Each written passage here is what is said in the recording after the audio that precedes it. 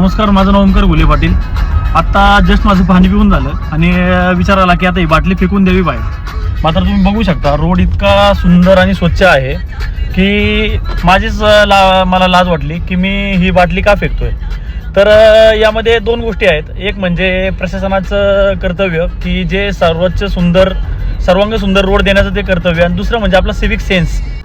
आपला civic sense खूप matter करतो प्रत्येकाचा वैयक्तिक. की जसं आपण आपलं घर स्वच्छ ठेवतो, जसं आपण आपलं मंदिर स्वच्छ ठेवतो, त्याचप्रमाणे आपण जर आपले रस्ते स्वच्छ ठेवले, कसं असतं कोणत्याही शहराच्या इन्फ्रास्ट्रक्चरच्या नजरेतून त्या शहराची गुणवत्ता ही चर्चिली जाते. आज तुम्ही बघा की आज जे पाश्चात्य शहरं आहेत त्यांचं इन्फ्रास्ट्रक्चर किती स्वच्छ आणि सुंदर असतं. पर्यायाने ही स्वच्छता आपल्या एका लाईफस्टाईलचा भाग बनून जाते व सरते शेवटी आपली हवेची गुणवत्ता ही सुधारायला मदत होते. अर्थात ही एक दिवसाची किंवा एका महिन्याची गोष्ट नाही आहे, तर ही यासाठी आपल्याला पिढ्यानपिढ्या कष्ट घ्यावे लागणार आहेत. तेव्हा पुढे आपण पाश्चात्य देशांची मुकाबला करू शकू.